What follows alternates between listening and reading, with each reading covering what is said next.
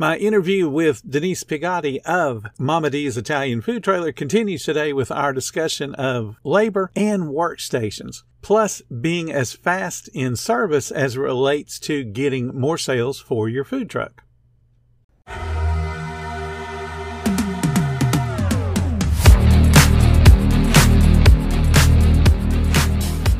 Welcome to the 10-Minute Food Truck Training Podcast. My name is Bill Moore. I am a food truck business coach, author of 5 food truck vending books, including Food Truck 101 and Food Truck 201.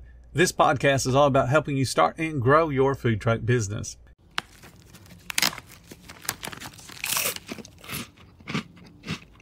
Uh-oh. The last cookie. You can get a new box of cookies in as fast as an hour with Walmart Express Delivery. Are you my guilty self-conscience? No, I'm the voice offering you promo code EXPRESS for free delivery on your first order. Hey, who ate my cookies? You mean, these cookies? Order now. Welcome to your Walmart. Promotion valid for first express delivery order. $50 minimum subject to availability. Restrictions apply. Let's talk about just your labor. You said that typically it's you and your son, or you and one other person. And then on the days when you go to events, you have more people. So tell me, when it's just you and one other person, what's the workflow like? What do you do? What do they do? And then tell me what it's like when you have more people. If it's me and one other person, I do the cooking and I let them do all the sales, the add-ons, they pack up their food. We have online ordering, and when they come up to the window and they order also that way with Easy Eats, we put their name and their phone number. And so literally when their item is served to them and we click on it, within 2 seconds, they're up to the window with their food. Literally 2 seconds, Bill. That's and fantastic. It's just really great. I mean, it's better than yelling out number 1 or, whatever number they're, or yelling out their name. It's just letting them know that it's more personal. They come up to the window. We can personally thank them. It's not like you're just dropping the food down and trying to hurry up and get the next order out. We want to flip and go, but you also want to make that last good impression. So this way, they can come back. They know they're getting service just like they would if they were going into a brick and mortar store. Absolutely. That's a very good practice to get into, is you're giving that sincere thank you as you hand out the food. And I try also to remember the customers' names. And do I honestly remember every customer's name? No, but I do. I'm good with faces. And I know even when I worked in drive-through, because I've been a general manager for many businesses, when they come up and their name, they're like, wow, they really know.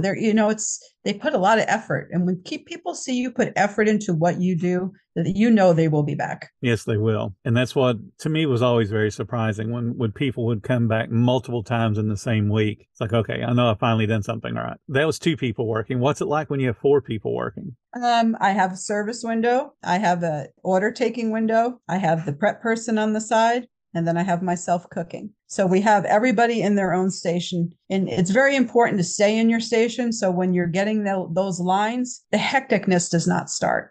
If everybody's in their station, knowing their job and encouraging each staff member you have, let them know, good job. All right, we got that out. All right. Even when you have more people, your times go down because your prep person is getting everything ready for you. It's time saved, which makes more sales. So sometimes when your labor is a little bit higher, it may be a little higher, but also remember your sales are going to go up too, because you're putting out that food faster, but have to remember the quality. Yeah, absolutely. You got to remember the quality, but speed does matter as well. Just for, I guess, the motivation for people that are listening, how many guests would you be able to wait on in an hour if you have the team of 4 people working? In an hour, I would probably say 60 in an hour, because if you've got each person in their station, it depends on what event you're at too, or if you're just in your local, in your local spot. I mean, as long as you're putting it out the same quality for every single item and every single customer, I would probably say 50 to 60. And that's a great amount to be able to put through. Because if you can consistently do that, that's a whole bunch of money. Correct. And definitely makes those very long hours of work pay off when you see the money at the end of the day. Oh, yeah.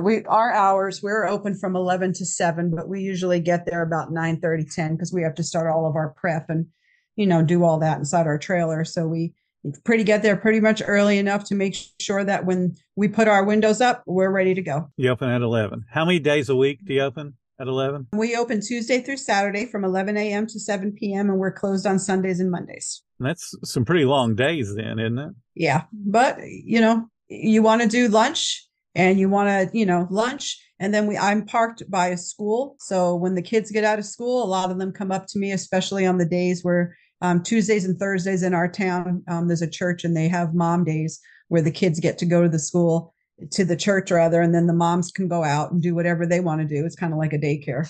And then we do dinner. So it kind of gives all three aspects. We don't serve breakfast. That's why we open at 11 and close at 7. I want to try and do later hours when the summertime comes. Oklahoma, we get really cold in the wintertime. So it kind of was a little bit of a struggle during our winter months, but we survived and we did good. I mean, everybody does winter hours to some extent because just the way the time changes, and it gets darker earlier and that kind of thing. Because I've always done. We have air conditioning and heat on our trailer, so we're lucky there. Yeah.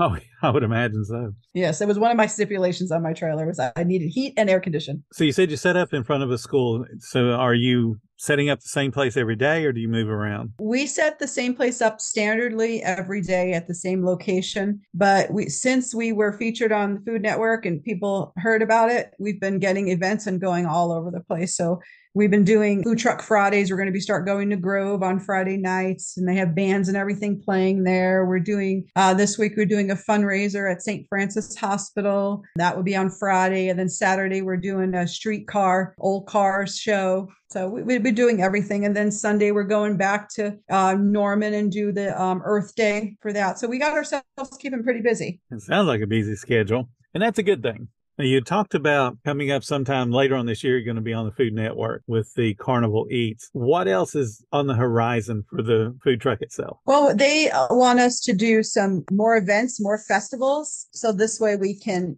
they want us actually to feature us again on the Food Network, same show. So they keep telling us, go out there and go do more events, because as soon as you get to the big fairs like the Medieval, they want us to give them a call and they want us to feature on there again. They were so impressed with our trailer. So we're just going to start keeping up with everything, with all the events that are coming up in our local towns, and just continue striving for the goals that we have. We want to get to a certain point with our business that I can afford to get another trailer.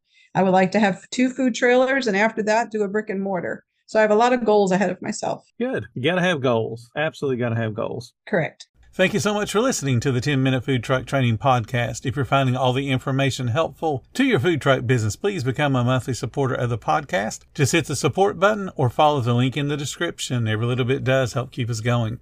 Join our Facebook group. It's called Food Truck Training. We have a whole bunch of awesome members at all different levels, from brand new beginners to decades-old veterans. They've all got your back when it comes to helping you with your food truck. And again, thank you for listening. Come back tomorrow, because I got plenty more to say when it comes to helping you and your food truck business grow.